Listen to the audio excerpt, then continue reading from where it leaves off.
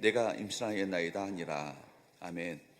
오늘 말씀 제목은 한 번의 승리보다 계속적인 승리가 중요하다. 한 번의 승리보다 계속적인 승리가 중요하다라는 제목을 가지고 말씀의 의뢰를 함께 나누기 원합니다. 서로 인사할까요? 대단하십니다. 우리 두 번째 둘째 주인데 끝까지 완주할 수 있기를 축복합니다. 다윗은 하나님께 성전 건축에 대한 마음을 하나님께 드렸을 때 성전 건축을 그 다윗에게 허락하지 않으셨지만 하나님께서는 다윗의 그 마음을 성전 건축에 대한 그 마음을 기쁘게 받으셨습니다. 그래서 다윗 언약을 세우시죠. 다윗 언약이 무엇입니까? 그의 후손을 통해서 누가 오신다? 예수 그리스도가 메시아가 오신다는 언약입니다. 그리고 바로 예수 그리스도를 통하여서 그의 후손을 통해서 영원한 하나님의 나라가 이루어지게 될 것이다. 이 언약을 세우시죠. 그야말로 다윗은 하나님께 기쁨의 대상이었고 정말 하나님의 마음에 맞는 사람이라 그렇게 평가를 받을 정도로 그 사람은 어떻게 보면 우리와는 좀 다를 정도로 귀하고 참 어떻게 보면 믿음도 출중하고 아름다운 하나님께 기쁨이 되어지는 귀한 대상이었습니다. 시편의 많은 말씀들을 한번 보십시오. 얼마나 그가 하나님과 치밀한 관계 가운데 있었는가, 하나님과 얼마나 그렇게 치밀한 동행 가운데 있었는가. 정말 그 다윗의 믿음이야말로 정말 대단한 믿음 아닙니까? 모두가 다 두려워 떨고 있었을 때 만군의 여호와 이름으로 너는 칼과 창과 단창을 가지고 내게 나오거니와 나는 만군의 여호와 이름으로 내게 나아간다 하면서 물맷돌로 그 블레셋의 명장이었던 골리앗을 때로 눕혔던 사람입니다. 얼마나 대단한 사람입니까? 수많은 고난과 역경 속에서도 낙심하지 않고 절망하지 않고 오직 나의 방패가 되시고 산성이 되시고 구원이 되시는 그 하나님만을 바라보는 그 믿음을 가지고 모든 역경들 고난들을 돌파해 나갔습니다. 여러분 얼마나 그 믿음의 용사였고 우리가 본받을 만한 믿음의 모델 아닙니까? 본문에 그런 다윗이 추락하는 장면입니다. 다윗 왕가가 오늘 사건을 기점으로 해서 내리막길로 떨어지게 됩니다. 쇠락길로 접어드는 사건이죠. 지금 이런 치명적인 실수를 하고 있는 이 다윗은 누구입니까? 성경을 읽는 많은 독자들을 당황케 하는 이 부분입니다. 바로 이 다윗이 그 다윗 맞나? 혹시 동명이인이 아닌가? 다윗이 그럴 리가? 성경의 강점은요, 사실을 감추지 않고 있는 그대로 드러내는 것입니다. 성경은요, 인간의 연약함을 그대로 드러냅니다. 미워하거나 또는 은폐하지 않습니다. 여러분, 인간은요, 인간입니다. 위대한 인간, 그런 거 없습니다. 우리 모두가 다 넘어질 수 있는 인간이고 연약한 인간이고 한치도 우리가 앞을 내다볼 수 없는 그렇게 미약한 존재일 뿐입니다. 어느 누구도 인간에 대한 우상화 또한 인간에 대한 지나친 기대는요, 그물인 거예요. 우리 모두가 무엇이 필요한 존재입니까? 하나님의 은혜가 필요한 존재입니다. 우리 찬양 불렀던 것처럼 당연한 거 하나도 없고요, 오직 우리가 있는 것도 오늘 이 순간에 이 자리에 나온 것도 하나님의 은혜이고 하나님의 은혜로 서는 것입니다. 그렇기 때문에 오직 우리가 하나님의 은혜로만 살 수 있는 연약한 존재라는 것을 항상 기억하고 살아가는 것, 이것이 믿음의 길에 있어서 핵심적인 바로 조건인 것입니다. 얼마든지 우리가 넘어질 수 있죠. 그렇기 때문에 항상 우리 모두가 겸손해야 할 것입니다. 성경에 나오는 인물을 다룰 때 우리가 가져야 될 관점은 그렇기 때문에 뭐예요? 하나님의 은혜예요. 하나님의 은혜. 한 번의 승리가요, 모든 것을 결정짓지 않습니다. 그 사람 한 번 승리했다고 해서 승리자가 되는 것이 아닙니다. 영원토록 승리자가 되는 것이 아니라 오늘 은혜를 받지만 내일에는 어떻게 될지 모른다는 것입니다. 우리는 신앙생활을 해오고 있지만 여전히 죄성의 부끄러운 모습들이 나를 붙들고 있음을 알고 있습니다. 중요한 것은 은혜를 받는 것도 참 중요합니다. 그러나 받은 은혜를 끝까지 유지하는 것, 이것이 더 중요하죠. 은혜 받는 것, 한 번, 두 번 은혜 받는 것도 중요하지만 받은 은혜를 끝까지 유지하는 것, 이것이 얼마나 어렵습니까? 성공하는 것도 어렵지만 성공을 유지하는 것은요, 더더욱 어렵습니다. 한 번의 승리가 아니라 계속적인 승리가 중요합니다. 성취보다 더 중요한 것이 뭐예요? 유지하는 것이 관건 아니겠습니까? 여러분, 승리를 유지하는 비결이 무엇이겠습니까? 오늘 말씀을 가지고 세 가지 영적 교훈을 함께 나누기 원하는데요. 첫 번째, 따라할까요? 방심하지 말라. 방심하지 말라. 여러분, 방심하지 말라는 것입니다. 여러분, 그 유명한 밧세바의 그와의 간음 사건이 일어나기 직전에 어떤 상황이 펼쳐지고 있는가? 성경은 어떤 상황 가운데 있는가를 바로 다시 어떤 상황 가운데 있는지를 바로 정확하게 그려주고 있습니다. 1절 말씀을 보도록 할까요? 시작. 그 해가 돌아와 왕들이 출전할 때가 되매 다윗이 요압과 그에게 있는 그의 부하들과 온 이스라엘 군대를 보내니 그들이 암몬 자손을 멸하고 라빠를 에워쌌고 다윗은 예루살렘에 그대로 있더라. 그 해에 돌아와 왕들이 출전할 때가 되매 그 해가 돌아와 왕들이 출전할 때가 되매 이 부분이 참 중요하죠. 이 당시에는요, 모든 전쟁에 누가 출전합니까? 왕들이 직접 출전합니다. 그러니까 왕들이 출전해서 전쟁을요 진두지휘를 합니다. 그야말로 고대 사회 가운데 전쟁은요 거국적인 행사였고 다윗 역시 그의 군대들과 함께 전쟁에 출전해야 한다라는 사실을 암시하고 있습니다. 그런데 다윗은 전쟁터에 나가지 않고 누구만 보내요? 그의 부하들과 이스라엘 군대만을 전쟁터에 보냅니다. 고대 사회의 전쟁은요 왕들의 전선에 그 선두에 섰죠. 왕들의 전쟁이라 할 정도로 이 바로 왕들이 모든 전쟁을 이끌어가는 거예요. 왕이 적장과 싸워서 이기면 모두가 이기는 것이고 왕이 지면 모두가 다치는 것입니다. 여러분, 옛날의 왕들은요 전사들이었습니다. 수많은 전쟁을 통해서 용사들로 세워진 사람들이 고대 사회의 왕들이었죠. 그리고 지금 어떤 때예요? 왕들이 전쟁에 나갈 때입니다. 그런데 왜 다윗이 출전하지 않았습니까? 왕인 이 다윗이 왜 출전하지 않습니까? 답은 간단합니다. 그동안 수많은 전쟁에서 그가 승리를 거뒀기 때문에 이 정도의 전쟁쯤이야 내가 나갈 이유가 없다라고 생각했던 것이죠. 다윗이 직접 출전하지 않아도 될 만큼 나라가 강성해지고 강대해졌습니다. 여기에는 다윗의 높아진 자만심이 감춰져 있죠. 왕이 출전하지 않은 것에 대해서 어느 누구도 시비가 걸 수 없을 정도로 다윗은 이미 높아져 있습니다. 다윗은 얼마든지 자기 마음대로 자기 멋대로 할 수 있는 권력이 자기 손에 쥐어졌던 것입니다. 모든 것이 잘 되면, 모든 것이 잘 풀리면 자신도 모르는 사이에 삶이 느슨해집니다. 다윗은 죄를 이미 지을 준비가 다 갖춰진 거예요. 그죠? 다윗의 모습에서 자만심이 묻어납니다. 다윗은 자신이 전쟁에 직접 나가지 않아도 된다고 생각했습니다. 이제 하나님께 도움을 구하지 않아도 내가 가진 실력과 내가 가진 자원과 내가 가진 군대를 가지고 얼마든지 이 전쟁에서 승리할 수 있다라고 생각했다는 것입니다. 한번 바세바의 이 사건 전후를 보십시오. 다윗이 기도한 흔적이 없습니다. 하나님께 절실한 마음을 가지고 은혜를 구하며 하나님의 도움을 구하며 간절히 하나님 앞에 매달리는 내용이 하나도 기록되어 있지 않습니다. 이미 하나님께 수많은 예배를 드리겠죠. 제사 드리겠습니다. 그러나 이미 그 영성은 떠나가 있고 종교성만이 남아있을 뿐입니다. 다윗은 자신의 성공과 힘에 도취되어 있습니다. 다윗의 세계에서 하나님은 이미 힘해져 있었던 것이죠. 명목상이 그리스도인지 모르겠지만 이미 그 마음 가운데 절실한 하나님의 은혜에 대한 갈급함과 갈망함이 사라진 지 이미 오래입니다. 2절 말씀을 한번 보도록 할까요? 시작. 저녁 때에 다윗이 그 침상에서 일어나 왕궁 옥상에서 거닐다가 그곳에서 보니 한 여인이 목욕을 하는데 심히 아름다워 보이는지라. 저녁 때에 다윗이 그 침상에서 일어나. 여러분, 다윗의 일상이 정상적이지 않아요. 한참 지금 치열한 전투가 벌어지고 있는 대낮 아닙니까? 근데 다윗은 뭐 하고 있는 거예요? 자빠져 자고 있는 거예요. 여러분 보세요. 그 대낮에 그 다윗은요 침상에서 잠에 골아떨어져 있습니다. 그리고 나른해진 오후에 한가득 일어나서 왕궁 옥상을 거닐고 있습니다. 지금 어떤 상황이에요? 지금 치열하게 전쟁터에서 아군과 적군이 치열한 전투를 벌이며 치열한 피를 흘리는 그 전쟁이 벌어지고 있는 상황 가운데 전쟁에 나가지 않았다 할지라도 다윗 뭐 해야 돼요? 배후에서 중보기도를 해야 되지 않겠습니까? 기도로 후원해야 되지 않겠습니까? 그 짓을 하지 않습니다. 그렇게 하지 않습니다. 오히려 자빠져 가고 있습니다. 여러분 죄송합니다. 여러분에게 좀 이런 날것의 표현을 말씀해서. 그러니까 여러분 그 고래 떨어져 있었던 것이죠. 나른해진 오후에 한가로 일어나서 왕궁 옥상을 거닙니다.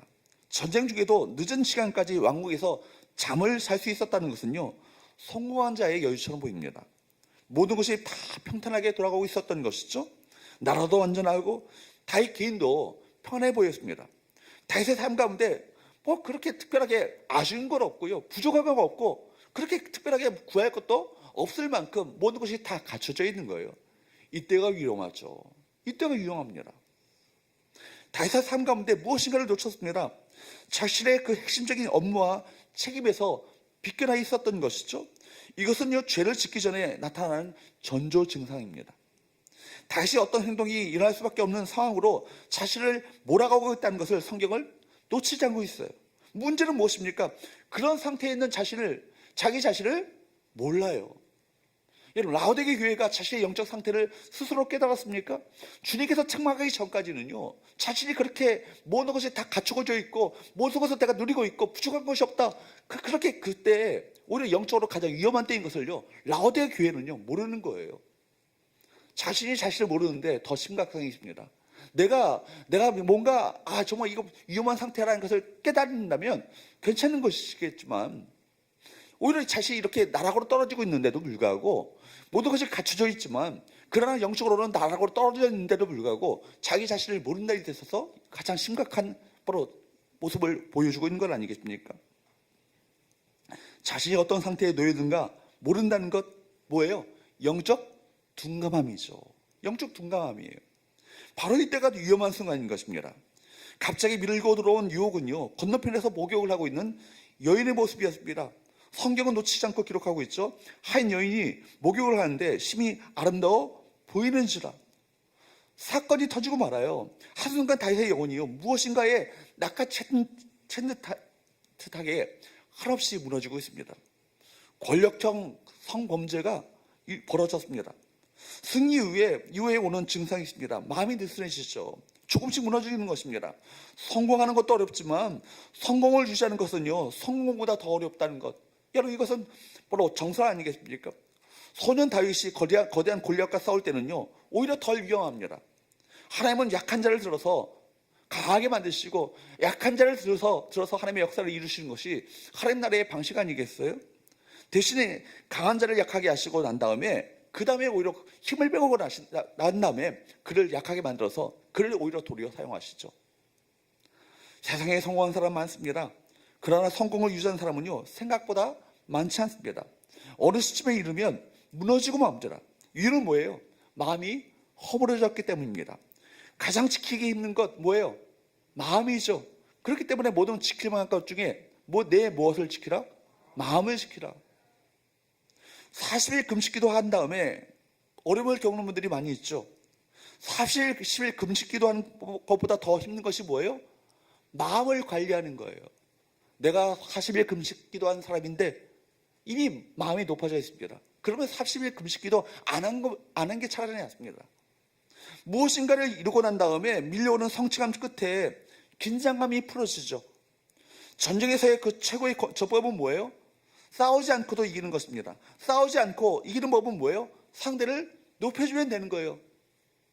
상대를 교만하게 만들면요, 손댈 필요가 없습니다. 뭐예요? 교만은 스스로 자멸하는 길이기 때문입니다. 성공한 기업이 나중에 무너지는 이유를 보면 성공하게 하는 이유가 오히려 실패의 요인으로 바뀌는 것과 마찬가지인 것입니다. 고린도전서 10장 12절 말씀에 보면 그렇기 때문에 우리에게 뭐라고 말씀하세요? 그런즉 선줄로 생각하는 자는 뭘 조심하라? 넘어질까 조심하라 하는 거예요. 다 우리가 넘어질 수밖에 없는 존재라는 것입니다. 그러니까 선줄로 생각한다는 것은 뭐예요? 선줄로 생각한다는 것은 내가 내 힘을 가지고 내 능력으로 섰다라고 생각하는 그 착각 속에 빠져 있다는 얘기죠. 뭐예요? 사실은 은혜죠. 왜 서요? 서게 된 이유가 뭐예요? 내 힘으로 선 게 아니에요. 모든 것이 다 은혜죠. 당연한 건 하나도 없습니다. 그죠? 다 은혜예요. 그런데 내가 선 걸로 생각하는 이유가 뭐예요? 내 힘으로 내가 섰다라고 생각하는 거예요. 그렇기 때문에 그 순간에 우리가 생각할 것은 뭐예요? 내가 주의 은혜를 의지하지 않으면 넘어질 수밖에 없는 존재라는 것을 항상 기억하고 살아가는 것, 이것이 인생의 지혜인 거예요. 여러분, 자만은 금물입니다. 성공을 계속 하다 보면 자신감이 생깁니다. 마음이 높아지죠. 승리보다 더 어려운 것, 승리 후의 관리 아니겠어요? 처음에는 누구나 다 잘해요. 여러분, 식당에 개업할 때 가보면요, 친절하고 맛도 있고요, 양도 많이 있습니다. 근데 얼마 있다 가보면요, 좀 달라지기 시작하죠. 불친절하고 맛도 없어지고 지저분해집니다. 간절함이 없어지고 헝그리 정신이 사라지게 되죠. 그러면 어떻게 돼요? 방심하고 마는 거예요. 결국 뭐예요? 마음의 차이 아니겠습니까? 방심은요, 한순간에 오는 것이 아니라 서서히 우리 가운데 찾아옵니다. 이것이 인간의 한계입니다. 왕의 자리에서 성공한 남자였지만 외롭고 내면에 채우지 않는 허전함이 있음을 알려주고 있습니다. 겉으로 볼 때는 성공한 사람이었지만 알고 보면 허약한 내면을 가진 우리와 똑같은 연약한 인간임을 성경은 우리가 똑똑히 우리 모두에게 보도하고 있는 거예요. 여러분, 연약한 인간이기 때문에 방심하면 어떻게 됩니까? 다 넘어질 수밖에 없는 건 아니겠어요? 방심하면요, 유혹이 밀려오죠. 근데 이 유혹이, 이 사탄의 유혹인 것을 알아채지 못한다는데, 여러분, 이것이 큰 치명적인 바로 약점이 거기에 있는 것입니다. 우리에게 다가오는 시험들을요, 시험으로 알아채면요, 시험에 걸려들 이유가 없어요. 그렇죠? 그렇지 않습니까? 영적으로 깨어있고 영적으로 민감하게 우리가 깨어있으면요, 온갖 우리에게 닥쳐오는 시험거리들, 유혹거리들 너무 능히 넘어설 수 있고 떨쳐버릴 수 있고 뛰어넘을 수 있습니다. 그런데 시험에 걸리는 이유가 뭐예요? 시험이 시험인 줄을 알아채지 못하는 데 있는 거예요. 이 사단의 유혹인 것을 알아채지 못하는데 치명적인 바로 약점이 있는 건 아니겠습니까? 사단 마귀가요, 여러분, 아담과 하와를 꼬실 때 이거 먹으면 너 눈이 밝아져서 하나님같이 될 수 있어, 이것이 치명적인 사탄의 유혹이라는 것을 알아챘다면요, 이걸 떨쳐버렸을 거예요. 그런데 사탄의 유혹의 말에 보암직도 하고 먹음직도 하고 탐스럽기도 할 만큼 그렇게 귀에 좋아 보이니까 그거에 넘어간 거 아니겠습니까?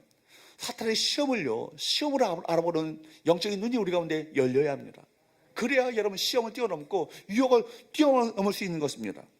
여러분, 뜨거운 부흥 이후에 영적 공황이 찾아오죠. 포만감으로 인해서 영적 갈망이 생기기 시작하면, 영적 갈망이 생기지 않는다면 그때가 이미 위험한 것입니다. 라오디게 교회의 모습 아니겠어요? 요한계시록 3장 16절 말씀을 한번 보세요. 시작. 내가 이같이 미지근하여 뜨겁지도 아니하고 차지도 아니하니 내 입에서 너를 토하여 버리리라. 여러분, 요한계시록 이 말씀이요, 율법 시대의 말씀입니까? 아니죠. 복음이 이미 주어진 신약 시대의 말씀이에요. 얼마든지 주께서 보실 때는요, 바로 우리 신앙생활이 미지근하고 갈망함도 없고 간절함도 없고 은혜를 삼하는 그 마음도 없을 때 어떻게 여기신다는 거예요? 역겹다라는 얘기예요. 주님 한마디는요, 역겹다, 토하여 버리겠다, 심판에 대한 예고 아니겠어요? 주님이 가장 신랄하게 표현하신 책망입니다. 라오디게 교회가요, 처음부터 그랬던 것은 아니에요.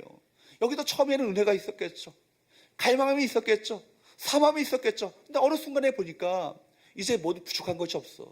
간절하게 구할 만큼 그렇게 아쉬운 것도 없어.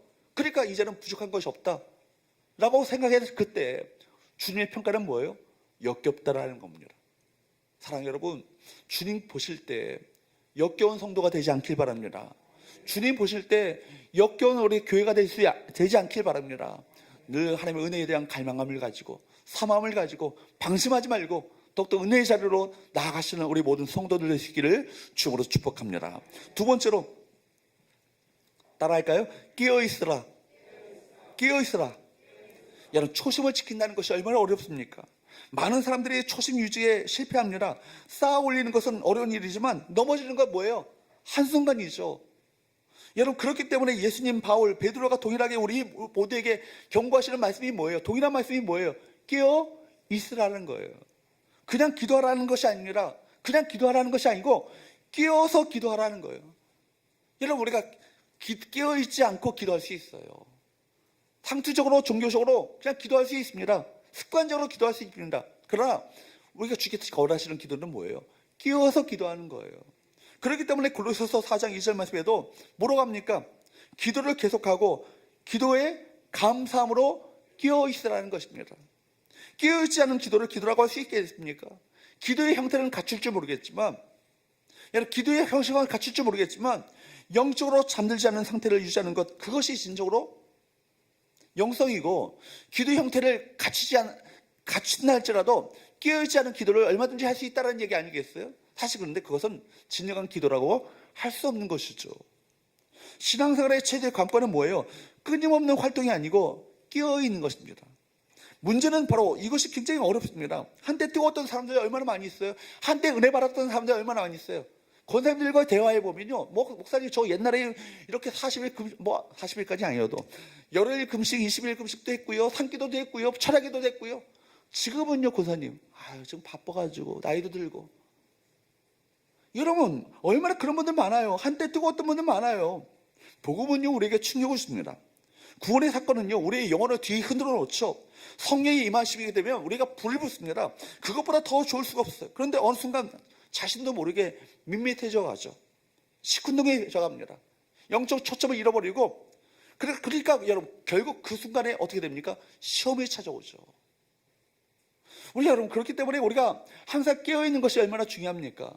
여러분, 시험이 오는 때는요, 여러분, 우리가 시험이 내일 올 것이다 예비하고 오지 않습니다. 훅 하고 들어옵니다. 시험은요, 훅 하고 들어오는 거예요. 따라합시다. 시험은 훅 하고 들어온다. 이거 기억하세요. 날것의 표현이지만 이렇게 기억하셔야 되는 거예요. 시험은요, 훅 하고 들어와요. 내가 방심하고 깨어있지 않으면요, 그냥 훅 하고 들어오는 것이 시험이에요. 그러니까 여러분, 우리 매일매일이 뭐예요? 영적 전쟁이죠. 영적 전쟁임을 기억해야 합니다. 매일이 다 시험이에요. 영적 세계는요, 여러분, 이미 고지하고 우리에게 찾아오지 않아요. 매일매일 매 순간이 시험이고, 매 순간이 여러분 사탄의 유혹 앞에 우리가 직면하고 있다는 것을 똑똑히 기억해야 할 것입니다. 기도하는 중에도 방심할 수 없습니다. 방심하면요, 이미 적에게 나를 노출한 거예요. 별것 아닌 것에 무너지고 맙니다. 자세를 스트레스리지 말아야 할 것입니다. 나도 모르게 도덕적 해이가 찾아오는 걸 아시겠습니까? 자신의 영적 상태, 자신의 삶의 현실을 제대로 읽고 살아가는 것 자체가 얼마나 쉬운 일이 아닌 것을 우리가 깨달아야 하는 것입니다. 자신도 모르게 영적으로 무뎌지기입니다.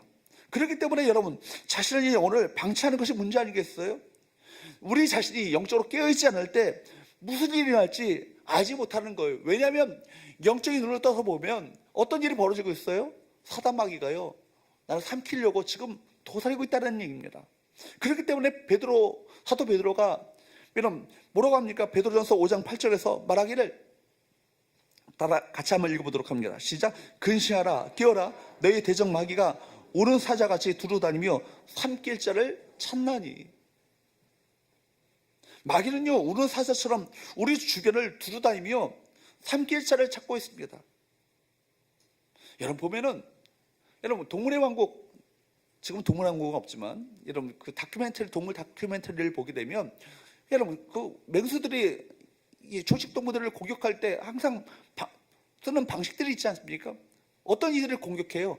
무리 가운데 이렇게 긴장하며 있는 그 무리들은요, 공격하지 않아요. 어떤 동물들을 공격하죠? 무리로부터 떨어져 있는 동물 공격해요. 방심하고 있는 동물 공격해요. 혹은 어린 초식 동물들 공격합니다. 그러니까 신앙으로 우리가 자라가야 되는 거예요. 신앙으로 성장해 가야 합니다. 그리고 항상 영적으로 깨어 있어서 방심하지 말고 무리 가운데 섞여 있어야 된다는 거예요.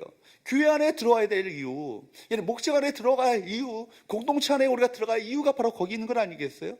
서로가 경계해주고 서로가 긴장감을 높여주고 서로가 중보하며 기도하게 될 때 그 영적 상태에서 사단에게 당할 리가 없습니다. 그런데 여러분, 방심할 때, 깨어있지 않을 때, 영적으로 자라지 않을 때 반드시 사단의 먹잇감이 된다는 사실을 우리 모두가 기억해야 하는 거예요. 그렇기 때문에 여러분 영혼을 느슨하게 방치해 놓은 사람, 사단의 먹잇감이 되기가 십상인 것이죠. 사람이 영적으로 둔감해진다는 것은요, 아주 무서운 일이에요. 다윗은 영적 감수성이 예민했던 사람입니다. 그러나 그가 무뎌지기 시작하자 상상하기 어려운 그 죄를 태연하게 아주 천연덕스럽게 그렇게 죄를 지었습니다. 영적으로 민감한 사람은요, 전조를 보고 알아차리고 돌이킵니다. 여러분, 바로 그것이 복 아니겠어요? 복 중에 복이 뭐예요? 깨어있다는 것, 얼마나 이것이 중요합니까? 좋은 교회는 어떤 교회입니까? 성도들 하여금 깨어있게 만드는 교회가 좋은 교회예요. 기도하지 않으면 목사가 잔소리하는 교회가 좋은 교회예요.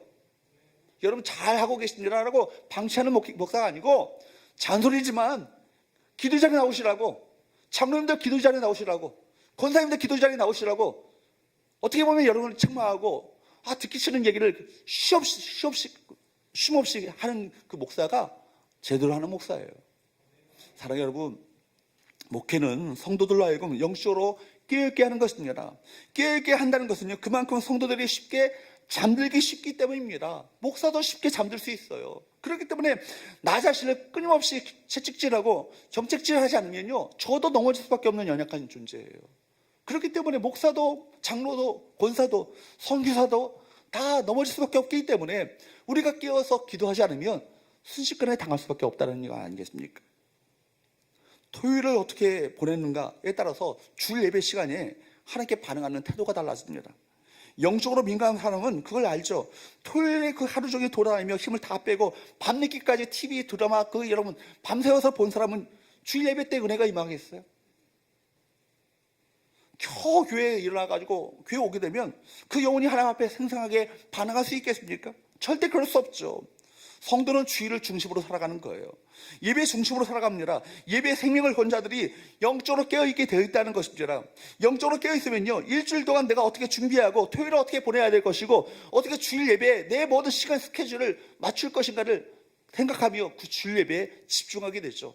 그러니까 주일 예배의 성의 임재와 기름 부으심은요, 그 이미 준비하는 단계 속에서 이루어지게 되는 거예요. 마가의 다락방에서요, 여러분 성의 기름 부으심이요, 한순간에 그 갑자기 일어나는 일이 아니라 기다리고 깨어있으며 기도하는 가운데, 삼하는 가운데, 기도로 준비하는 가운데 성령의 임재가 기름 부으심이 그 마가의 다락방에 일어났다는 사실을 우리 모두가 기억해야 되는 거예요. 여러분, 깨어있는 신앙을 유지할 수 있기를 주님으로 축복합니다. 영성이 뭐예요? 항상 생생한 상태를 가지고 하나님과의 살아있는 이 생생한 관계를 유지해 나가는 것, 이것이 영성 아니겠습니까? 깨어있지 않으면요, 사탄에게 밥이 되고 말아요. 한순간의 영적 방심이 여러분 깊은 침륜 가운데 빠져들 수 있다는 사실을 기억하며 우리 자신을 과시하지 않길 바랍니다. 목사도, 여러분 모든 선교사도, 위대한 일을 감당하는 모두도 나는 언제나 넘어질 수 있는 존재라는 사실을 늘 기억하며 살아갈 때 우리가 사단에게 당하지 않습니다. 사랑하는 여러분, 방심하지 마시고 깨어있게 되기를 주님으로 축복합니다. 세 번째, 마지막으로 따라할까요? 자기의 자리를 지키라. 자기의 자리를 지키라는 거예요. 1절 끝의 내용을 한번 보십시오. 다윗은 예루살렘에 그대로 있더라. 여러분, 이 말씀이 얼마나 치명적인 일이 바로 다윗의 이 상황입니까? 다윗이 있어야 될 자리는 어디입니까? 전쟁터죠. 그 전쟁을요, 진두지휘해야 될 그 자리 가운데 다윗이 마땅히 그 자리에 있어야 했습니다. 그게 사명의 자리 아니겠습니까? 그런데 성경은요, 전쟁에 참여하지 않고 예루살렘의 성 안에 남아있다는 사실을 강조하고 있습니다. 지금 다윗이 있어야 될 곳 최전선이죠. 근데 왕의 침상에만 머물러 있습니다. 바로 성경은 다윗의 위치 선정에 바로 그가 있어야 될 영적 좌표가 문제가 있다는 것을 그에게 이것을 보도하고 있죠. 있어야 할 곳에 있지 않는 것이 그 결과는 혹독합니다. 전쟁에 나가지 않는 것, 그래서 끝나는 것이 아니에요. 위치가 한번 어긋나면 꼬이기 시작하는 것입니다. 밧세바의 사건은요, 작은 해프닝처럼 보입니다. 그러나 다윗 왕조의 퇴절을 몰고 온 거대한 먹구름이 되었습니다. 항상 어떤 일이 일어나기 전에 전조가 있죠. 항상 업무를 보아야 할 그 시간에 잠을 자고 있는 것, 할 일을 회피하고 일상에서 벗어나 있는 것, 그때요 반드시 밀고 들어오는 유혹이 있습니다. 갑자기 사고가 나오는 것이 아니에요. 자신의 자리를 벗어났을 때 이미 사고의 시작인 것입니다. 사명의 자리에서 벗어나게 된 것, 사명의 자리에서 이탈하게 된 것, 그 자체가 타락의 시작인 것입니다. 그러므로 여러분, 자기의 자리를 지키는 것이 얼마나 어려운 것이고 이것이 얼마나 중요한 것인가를 우리 모두가 깨달아야 될 줄로 믿습니다. 다윗은 어린 시절 들에서 양떼를 지키는 일에 성실했던 사람입니다. 지금까지 그렇게 살아왔죠. 성공으로 인한 마음의 나태가 나은 작은 행동들이 또 다른 문제들로 이어지게 되는 것입니다. 죄는 또 다른 문제들로 이어집니다. 죄는 또 다른 죄를 낳죠. 죄를 짓는 일에 관성의 법칙이 작동됩니다. 죄는 가속도를 붙죠. 잠깐 비껴난 일탈이 눈덩이처럼 부풀어 올라서 커져가는 것입니다. 여러분, 처음에는 대수롭지 않게 시작을 했다가 나중에는 확장하죠. 도박에 빠져서 가산을 다 탕진한 사람 보면요, 처음에는 동전 한두 푼을 가지고 시작했던 사람입니다. 그러다가 장난삼아 하다가 결국은 문제가 되고 마는 건 아니겠습니까? 우리 모두가요, 자기의 자리가 있죠. 성도의 위치가 있고 직분자의 자리가 있습니다. 자기의 자리가 있다는 것, 이 자체가 얼마나 축복인 것을 아셔야 합니다. 누구나 자리에 있을 때 아름답죠. 자신이 있어야 될 그 위치에서 사명을 감당하는 것보다 더 복된 것은 없습니다. 때로는 내 마음에 들지 않고 따분하게 여겨지고 내가 왜 이 일을 해야 되는가, 어떻게 보면 그런 생각이 들지 할지라도 내게 주어진 이 자리에서 작은 일이지만, 작은 것이지만 충성을 다할 때, 이것은요, 주님 보실 때는요, 여름날에 추수날에 얼음 냉수와 같이 주의 마음을 시원케 하는 그 이름을 기억할 수 있기를 축복합니다. 현재 내가 하고 있는 일에 최선을 다해야 되는 거예요. 무엇이 중요한 일입니까? 내가 맡고 있는 일이에요. 작은 것처럼 보이고 보잘것없는 것처럼 보인다 할지라도 1달란트, 5달란트, 달란트가 중요한 것이 아니라 그 달란트를 가지고 내가 어떤 자세를 가지고 어떻게 그 일을 하고 있는가, 이것을 더 주님께서는 눈여겨보시는 거예요. 때가 있습니다. 때가 있다는 말은 지나간다는 거예요. 금방 지나가죠. 내가 무엇인가를 맡고 있다면 하나님께서 내게 주신 최상의 기회임을 알고 그 일에 충성하시는 우리 모든 성도들 될 수 있기를 주으로 축복합니다. 내가 있는 곳에서 최선을 다하는 것이 자기 자신을 지키는 일이에요. 여러분, 주님의 한번 모습을 한번 보세요. 주님께서는요, 공생애를 살아가시는 동안에 그분의 어떤 레이스에서 벗어난 적이 한 번도 없어요.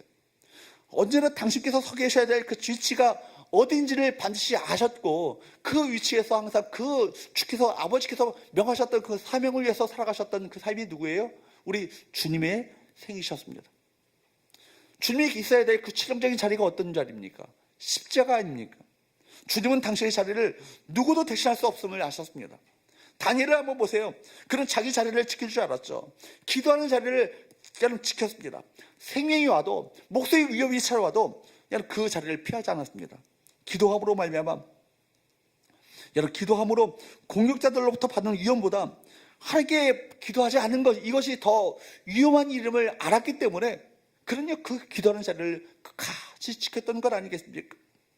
기도의 자리가 자신의 삶을 지키는 방공호였음을 그는 알았던 것이죠. 다니엘서 6장 10절 말씀에 보면, 그렇기 때문에 전에 하던 대로, 그런 말씀이 있어요. 전에 하던 대로가 뭐예요?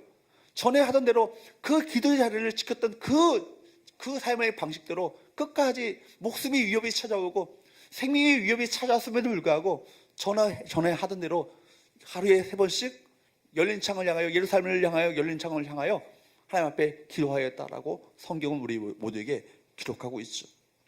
전에 하던 대로라는 얘기는 뭐예요? 하루 이틀 기도하는 것이 아니라는 얘기입니다. 누가 한마디 하면 그 말에 시험을 들어서 내가 기도 안 해, 그것도 아니라는 얘기예요. 날씨가 좋지 않다고 그만둘 기도가 아니라는 것입니다. 비가 오든 눈이 오든 누가 뭐라고 하든 내게 어떤 위협이 찾아온다 할지라도 그 생명처럼 지켰던 것은 뭐예요? 그가 기도의 자리를 지켰다는 것입니다. 여러분, 기도하다 보면요, 응답받을 때도 있고요, 응답받지 못할 때도 있어요.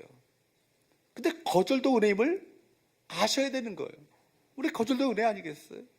기도하다 보면요, 여러분, 가장 중요한 바로 은혜가 뭐예요? 기도의 지구력을 기를 수 있습니다.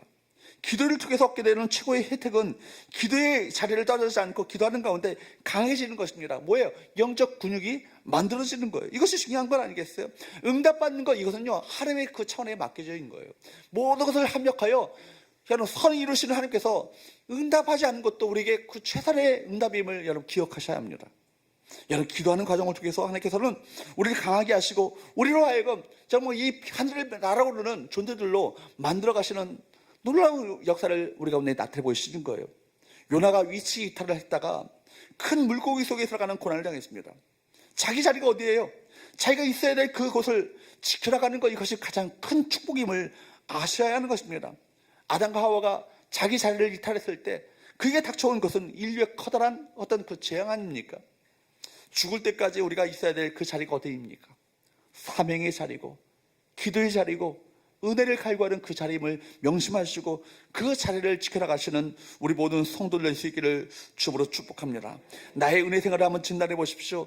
느슨해진 것이 있습니까? 여러분, 기도 생활 조금만 소홀히 해도 신자는요, 사람이 달라집니다. 말과 행동이 달라지죠. 거들먹거리고 건들거립니다. 죄의 오물들이 우리 가운데 떠오르게 되는 거예요.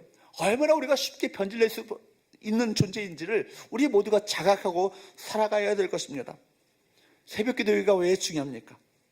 정해진 시간에 정해진 자리에 만들어 놓고 내가 그 안에 들어가는 거예요. 그리고 내 한날을 시작하면서 기도로 시작한 사람과 기도하지 않고 시작한 사람은요, 차원이 다른 삶을 살아가게 됩니다. 여러분, 자기 자리를 지키시며 은혜의 자리를 지키시며 깨어 있어서 여러분 보러 하나님께서 주시는 은혜를 날마다 유지나가시는 귀한 은혜가 우리 모두에게 있게 되기를 주로 축복합니다. 한 번의 승리가 아니라 계속적인 승리를 거듭하는 우리 모든 성도들 되셔서 하나님의 기쁨 되시는 우리 교회와 우리 성도 될 수 있기를 주로 축복합니다. 찬양하겠습니다.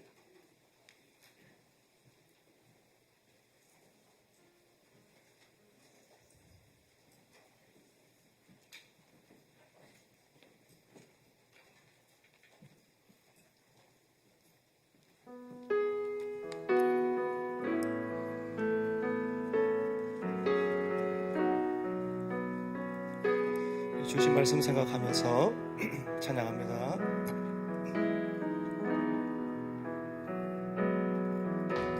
손 들고 찬양합니다. 다시 오실 왕 여호와께 오직 수만이 나를 다스 우리 한 번 더 고백합니다. 두 손 들고 주님을 찬양합니다. 손 들고 찬양합니다. 다시 오실 왕 여호와께 오직 주만이 나를 다스리네. 주님만을 섬기겠습니다. 주님만을 섬기리. 헛된 마음 버리고 헛된 마음 버리고 성령이 연애 여고 충만하게 하소서. 주님 앞에 내 생명 드리. 우리 처음부터 다시 찬양합니다. 두 손 들고 찬양합니다. 두 손 들고 찬양합니다. 다시 오실 왕 여호와께 오직 주만이 나를 다스리. 나 주님만을 섬기리. 주님만을 섬기리. 헛된 마음 버리고 성령이 연애 여고 충만하게 하소서.